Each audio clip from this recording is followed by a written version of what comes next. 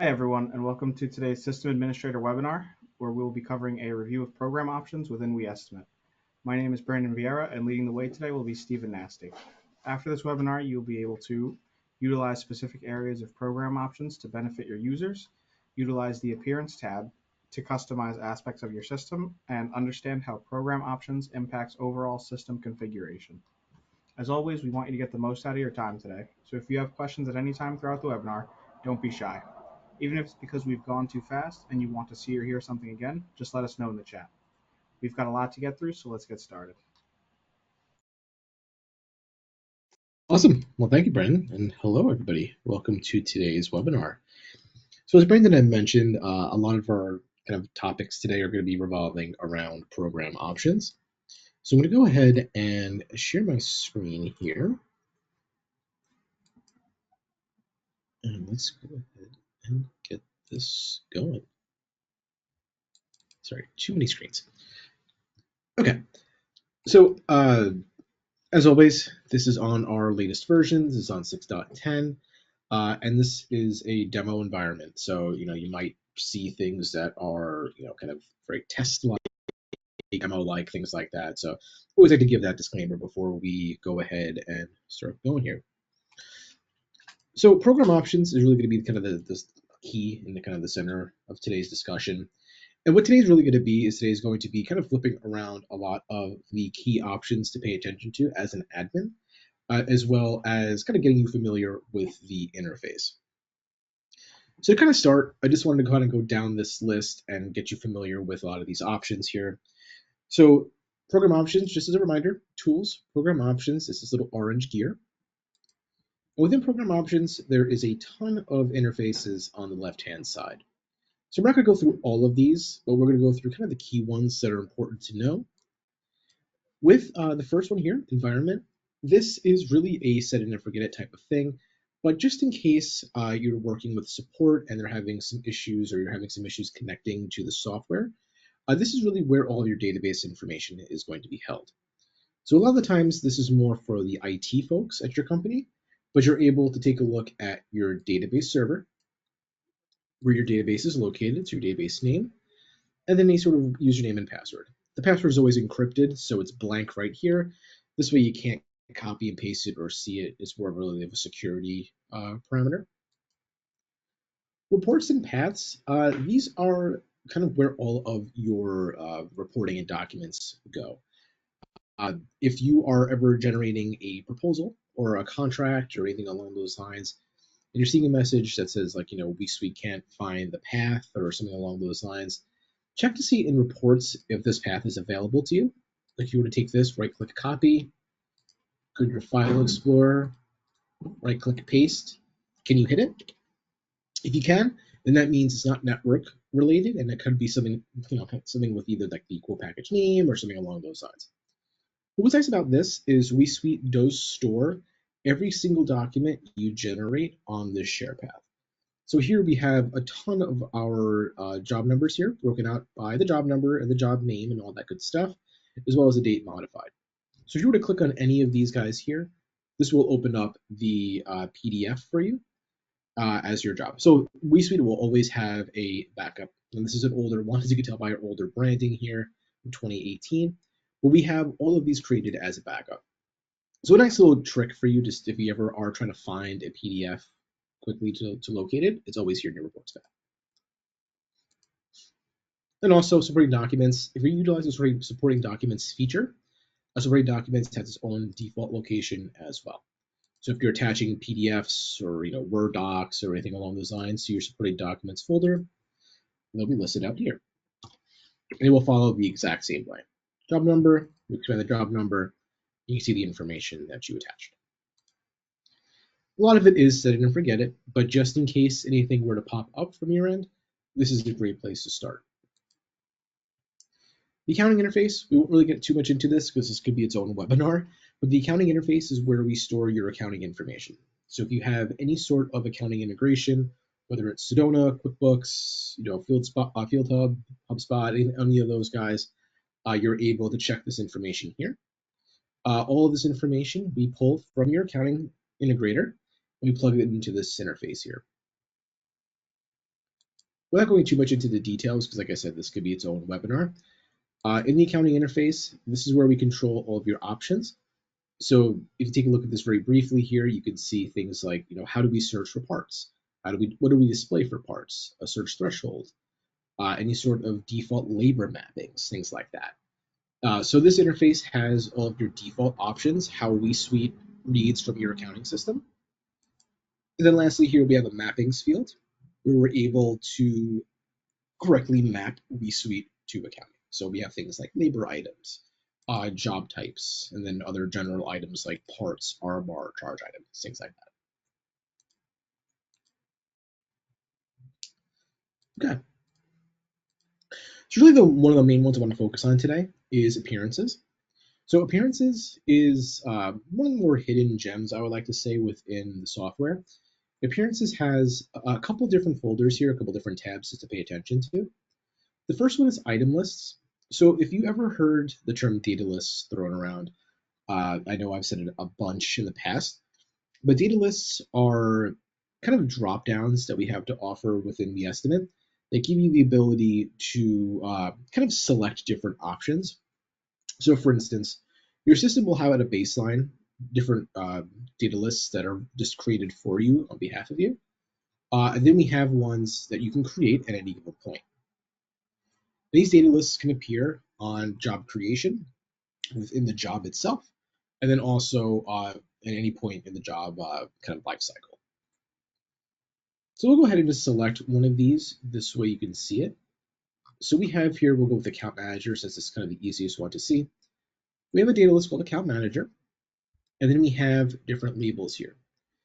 So if you were to click on these triple dots, this gives you a list in your software of all of your available data lists.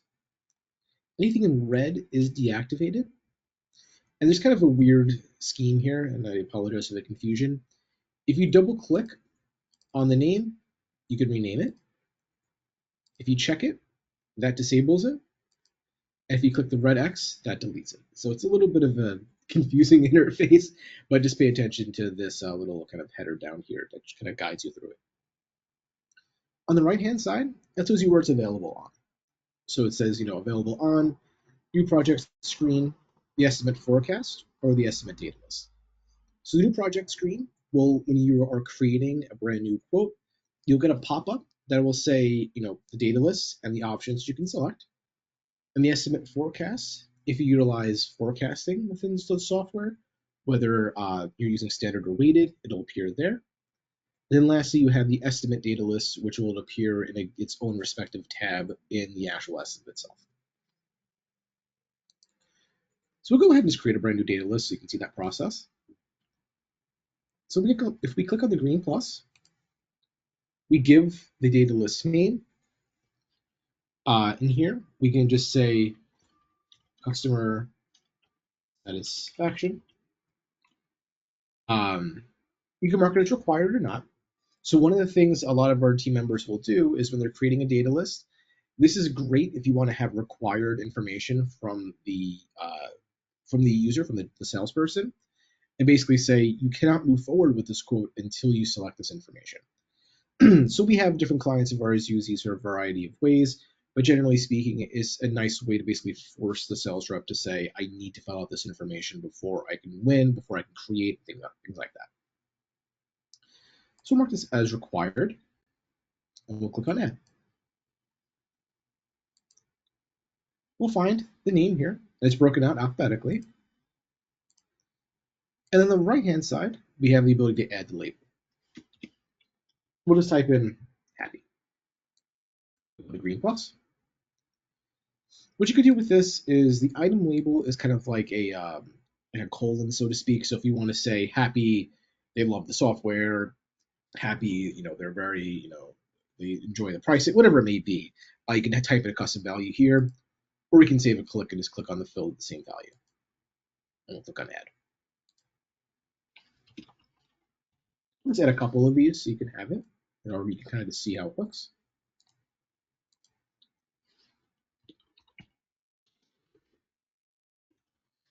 So go with happy and sad. We'll fill that same value and click on add. So now we basically added and created our first data list. It's customer satisfaction. You have three options to pick from. And we'll click on these triple dots one more time. And then what we'll do is we'll find customer satisfaction. We'll single click the name of the data list here. And then the next thing we'll do is check to see where we want this to appear on. So we'll click New Project Screen. And we'll click on Close. So we'll just log out, log back in, just to be safe here. Then what we'll do is we'll start a new project. We'll just go through this information because this really is irrelevant. Select our customer.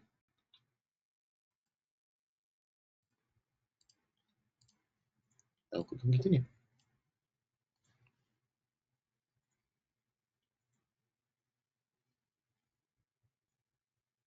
We'll now have an additional field pop up that just says, please fill in the following to continue.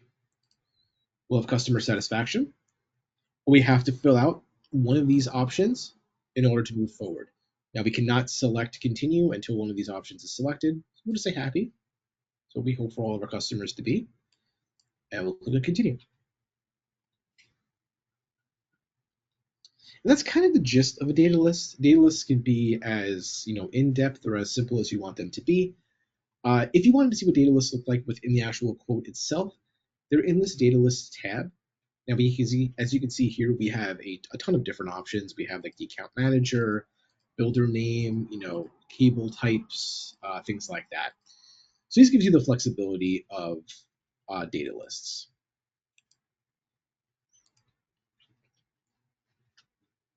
Going back to program options and appearances, we also have some other minor options here that are good to know. We have part timing. So part timing within our software is a feature that we have where you're able to select colors depending on how out of date the parts pricing is. And when I say out of date, I mean when the part was added to the job. So let's say you had created a job in March or February 6 months ago or so. The parts will then grow this kind of tint behind them to show how old those parts are within that quote.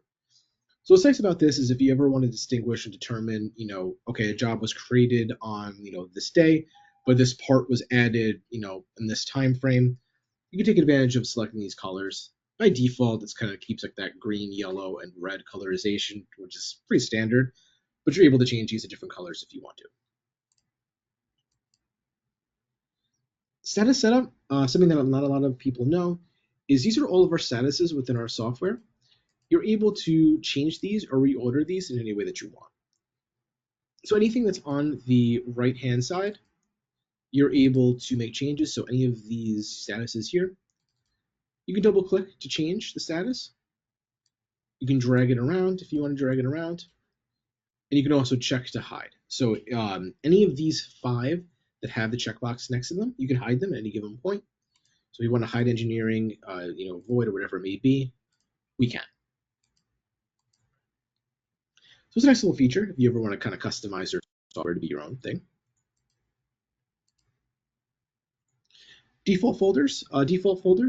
These are folders that are created when you create your quote. So you can set a default standard, 1 or 2. You can add a folder, which will then automatically place that folder in any of your quotes moving forward. If you want to make a default folder called CCTV, we can click on OK. This little area down here, add root folder or add to existing folder, this is generally for using folder level 2. Folder level 2 allows you to put kind of a folder in a folder.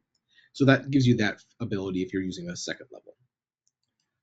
What's nice with the default folders is a lot of the time our customers and our clients will use template jobs where they'll have their folder structure in place where they'll say, when we create a brand new quote, we like to have these 10 folders templated out, whatever it may be, whether it's, a system type or a floor or whatever it may be.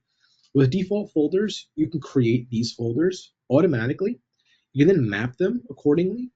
So this system type and these job types will come from accounting or WeSuite, depending on your system defaults, and automatically this will map all of those items to that type.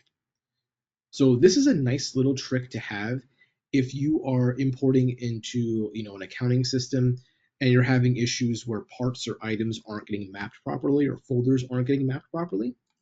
You can set the default system type and the default job type here along with the default folder name. So by default, you'll get like that estimate will be your folder. With this, you'll have a folder called CCTV, and it'll be mapped to CCTV for all of your accounting parts and items, which is really cool.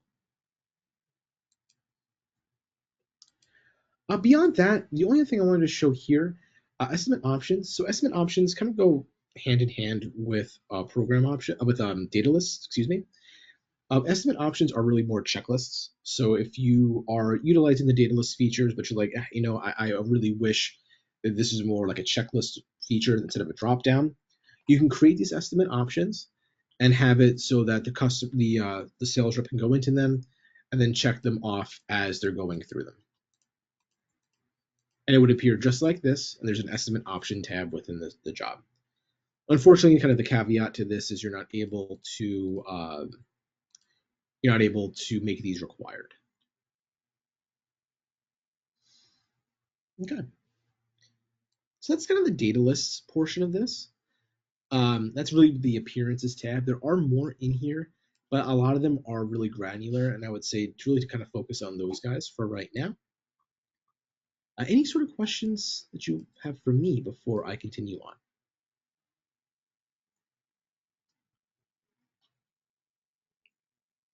Okay, awesome. So kind of going down this list, brands is a newer feature. Brands, without going too crazy into this, brands are the ability to have customized companies within your software. Brands typically write back for any of your e-signs or any of your, whether it's DocuSign or eOriginal, and also on your proposal. You can have different brands be different companies with different information and different addresses, which is a really cool feature. This was made in, I want to say 6.8 or early 6.9, but it's a nice little feature if you want to take advantage of. If you want some more information on brands, let me know. I did just create a support article for it, walking you through how brands look, how they operate, and kind of some examples there. Going down this interface here, we have a whole wing dedicated to documents. Document items, I guess, is kind of a nice place to start. Document items, and I had mentioned this on a previous webinar, but it's always good to know. Document items is where you can set your defaults. So within our software, we have the default templates, where you can set your checkboxes on your document. So you can say show equipment, show cover letter, show scope of work, things like that. Within the document items screen, you're able to set a system default on what options you want to have hidden, enabled, or checked. And what this will do is this moving forward will have those items at a default level checked within your document screen. So I'm picking here a default blue core template, which is something that we use as our kind of for our default demos.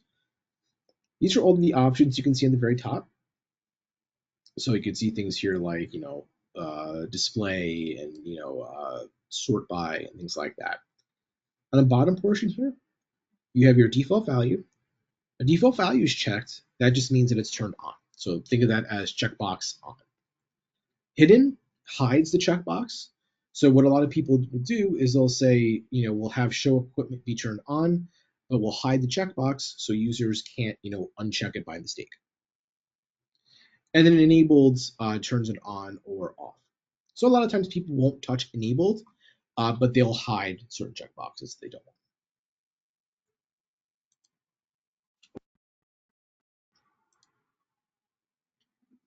Document pages kind of goes hand in hand with document items. Document pages, if you are familiar with your proposal document and you're kind of seeing that screen, you have document pages and document items.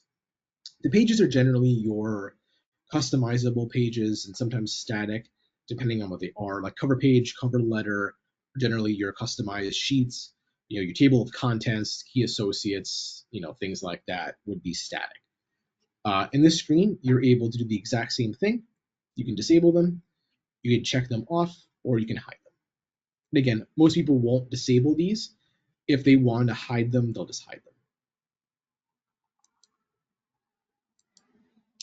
Document setup, something really not to know from an admin standpoint, but for just if you're curious, this is really where our documents team will go through and control the report names, the builds, and things like that. So if you are working with any of our document specialists, they'll be going through this interface and going through your documents. But again, from an admin standpoint, not really much here for you to know.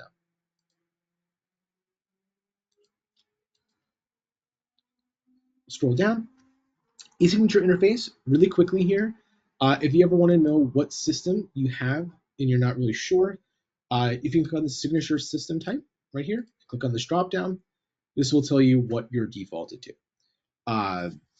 We have both set up. We also have Smart Sign as well. So for demo purposes, we'll have multiple drop downs here, but most of the time you'll just have the one you're connected to. If you ever are having issues with DocuSign or eOriginal, whichever you're using, this information is what we pull from your DocuSign or eOriginal portal. So all this information here, like the API login, API key, things like that, these are all unique to your system. Now we do scramble the password and the API key. So this is really like a long line of gibberish, which is, again, it's encrypted for just really security reasons. But this is a nice way to check your information if you want to ever find it. Forecasting. So forecasting, we have here weighted and we have standard. Really the only differences here is standard gives you just a couple different options. So you're able to see your probable close date, 30, 60, 90, and then the percentages that go along with it.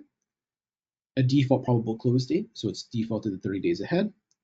Next action date's 2 days ahead by default. Next action could be, are you looking to call, an on-site visit, email, things like that. Weighted gives you the forecast, but also introduces this weighted forecast items.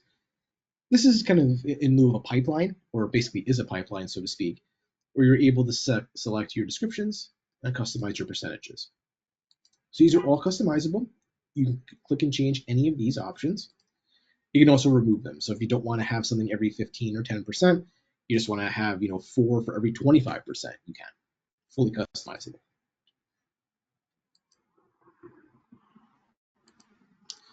Global grid rights. So global grid rights can be its own webinar.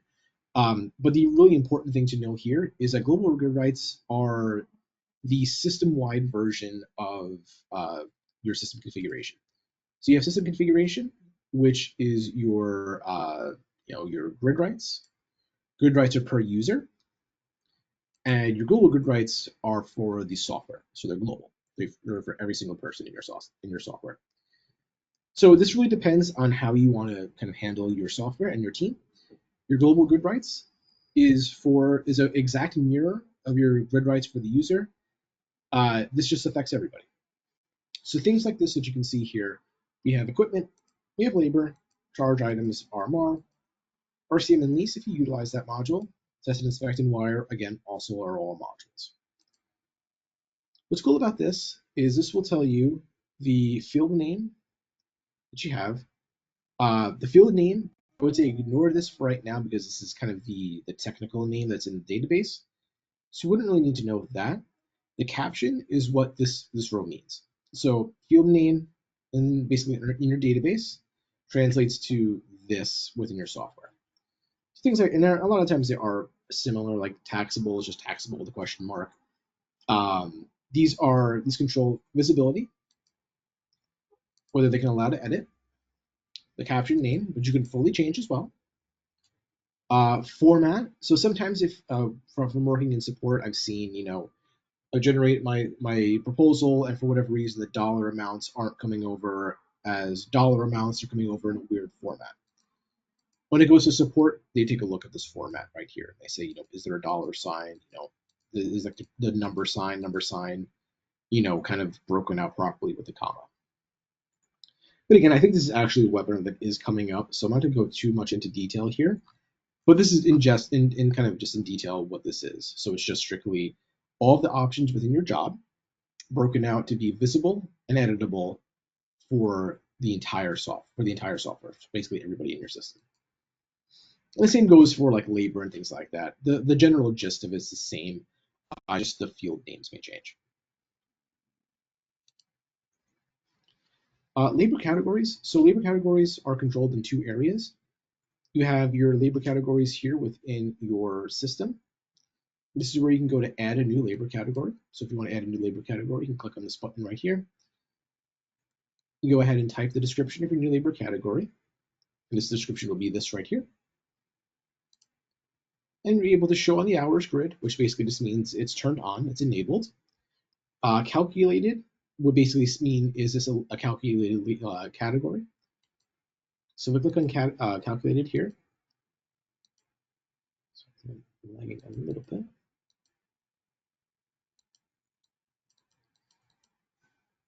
Oops, not gonna get. Okay, no worries. So calculated, what that'll do is if calculated is turned on, what that will do is that'll give you the ability to calculate your labor based off of a certain percentage.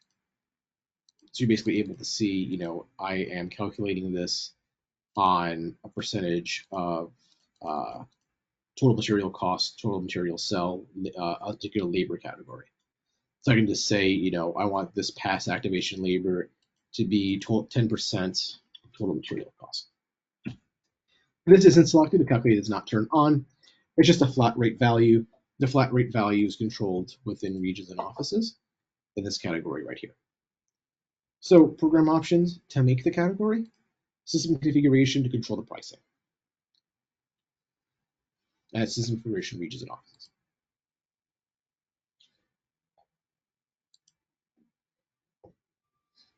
Okay. Other than that, some other miscellaneous odds and ends things here.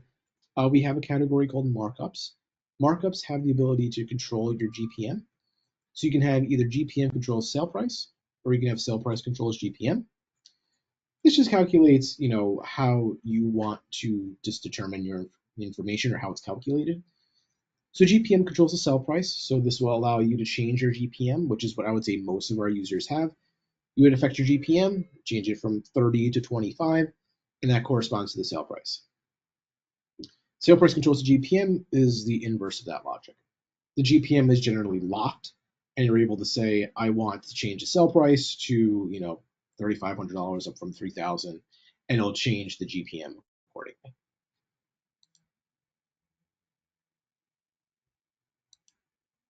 Beyond that, some other odds and ends things to note here. Program options. Program options is kind of a continuation and general similar feel to global grid rights. Program options is a walkthrough of all of the options that control the software. So a lot of the times here, these are things that support will handle and support will do. But if you ever are familiar, if you're curious about it and you want to get familiar with it, there are things in here that might be, you know, of use to you. But a lot of the times, you know, for newer deployments, so if you're a newer client and something isn't working, or you know, you're going through Sandbox and you're like, hey, you know, I remember this setting be turned on, or maybe I'm missing something, chances are it'll be listed out here. So again, this kind of falls into the category that it could be its own, you know, its own webinar. But things in here that are like, you know, summary report to PDF. You know, this option here, if you have this turned on, what this does is when you win a job, you automatically get a PDF of the summary report and customer summary report added to your supporting documents, which was one of the areas we first had shown the supporting documents report path. But again, I would say from an admin, not too much here I would really worry about. A lot of the times this is more of a support thing and more for project management when you're first deployed. Program rights is something that's also a little more important. Program rights is broken out by new job and estimate. These are all of your user rights and whether or not they're required or visible. Easiest way to kind of break this down is when you're creating a brand new quote, you'll have a ton of options listed out for you. As you saw before, when I was making my job, it'll ask you for billing location, contact, job type, market, things like that. All of those are controlled here. So if you want to have more or you want to have less, all you would have to do is select the visibility toggle to restrict and kind of limit what you can see. If you want to require more, you would then check on this required checkbox and add more to it.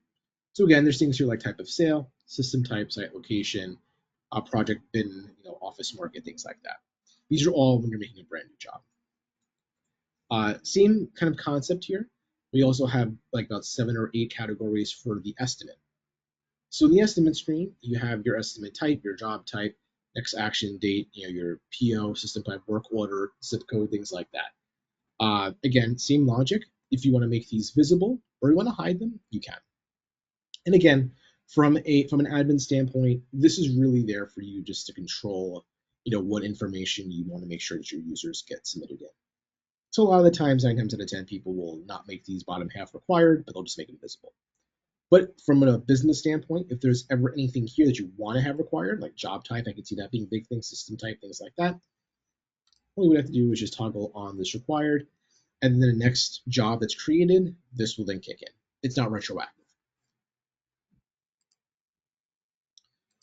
Lastly, from a admin standpoint, SMTP is something that has been discussed a lot lately. I know from a support standpoint. If you ever hear SMTP, I don't know what it stands for. I'm not that technical, but SMTP, all you would need to know is that is WeSuite's internal emailing service. So if you are getting notifications from, the job one emails, the approval emails, any kind of things that are automated, like a job has been assigned to you, things like that. Those are all controlled in SMTP. So if you ever are, from an admin standpoint, people are coming to you to say, hey, I'm not getting an email anymore for this particular reason, or I'm getting an error message, or I'm not seeing anything come through, check to see in your SMTP, check to see first and foremost if it's enabled, which is the first kind of troubleshooting step. And then you would click on this test button. You would get this, please enter a valid email address. So I'll just go ahead and type in my WeSuite email. If you get your message was sent, you would give it a couple seconds, and you would get an automated test message sent to your email. If it says it was sent and you receive the email, which I just got the ding right now, that means that you are good to go. There's no issues with your automated emails. If you get your message was sent but nothing comes through, then that means something might be going on with your network, where there might be a network block, or some kind of spam filter or something along those lines. A lot of the times your system will see a Gmail email address or maybe like a no reply, and your Outlook or Gmail settings will automatically flag it as spam, so it won't even go through. But if you click that test button and you get some sort of error or some sort of connection failure issue or something along those lines, then that will probably tell you that something is wrong with the email or the password or something along those lines. It could also be like file based. We do keep backups of this in your system, so it could be something along those lines. Thank you, Dario. You're the all-star for today. Simple SMTP, Simple Mail Transfer Protocol.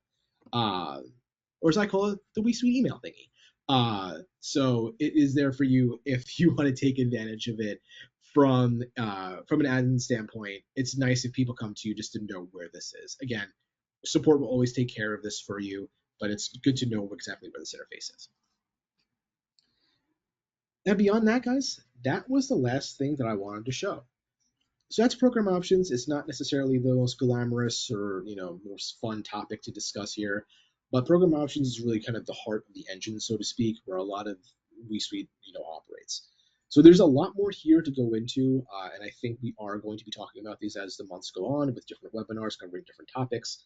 But I just wanted to see if there's any last minute questions here for everyone before I turn it over to Brandon to let us know what's coming up.